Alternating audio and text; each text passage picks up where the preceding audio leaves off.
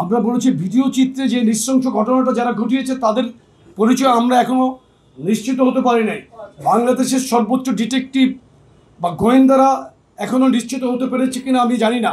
পত্রপত্রিকা তাদের ব্যাপারে আসে না, শুধু একটা পত্রিকা, কোনো একটা পত্রিকায় বোধহয় স্থানীয় সূত্র জানিয়েছে যে এরা কেরানীগঞ্জে বসবাস করে।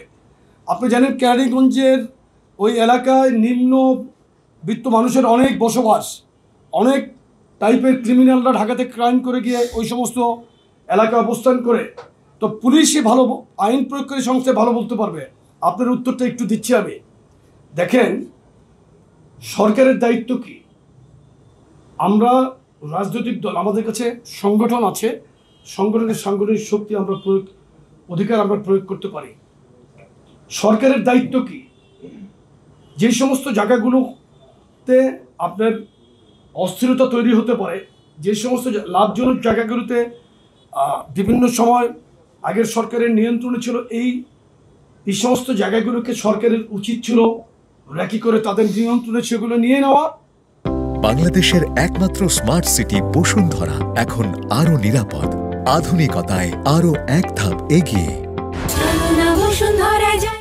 সরকার যদি আজকে তৎপরতা দৃশ্যমান থাকতো, কঠিনতম পরিস্থিতি তারা আইন প্রয়োগের ক্ষেত্রে রাখত, নিশ্চয়ই এই ধরনের ঘটনা ঘটার ক্ষেত্রে মানুষ দ্বিতীয়বার চিন্তা করত।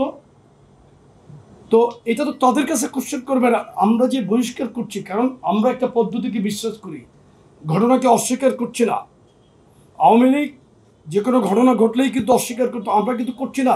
যেই কারণে আপনি বলেছেন কত ৫,০০০-এর অধিক আমাদের দল থেকে বহিষ্কার করা হয়েছে, যেটা কিছুদিন আগে আমাদের সম্মানিত সিনিয়র যুগ্ম মহাসচিব রিজভী ভাই বলেছেন। তার মানে কি আমরা স্বীকার করছি, আমরা দায়িত্ব নিচ্ছি, আমাদের জায়গা থেকে কিন্তু আমরা দায়িত্ব নিচ্ছি।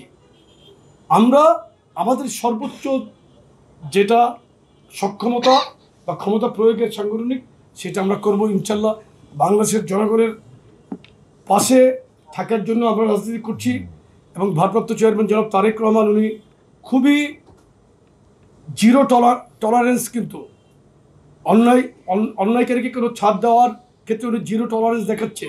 দেখেন, আমি প্রত্যেক দিন সকালে ঘুম থেকে উঠে আগে আমার ফেসবুকটা চেক করি যে চেয়ারম্যান মহোদয়ের কোনো ইনস্ট্রাকশন থাকে কি না, কোনো নিউজ আমাদেরকে পাঠায়। উনিই কিন্তু আমাদেরকে অনেক সময় অনেক নিউজ পাঠান, এগুলো আমার সাথে সাথে দেখি, তদন্ত টিম করি, আমরা খোঁজ নেই। আমরা কোনো এলাকায় কোনো ঘটনা ঘটলে সংশ্লিষ্ট জেলার এসপির সাথে কথা বলি, ওসিদের সাথে পর্যন্ত কথা বলি। এর বাইরে আমাদের কী করা আছে আপনারা বলেন?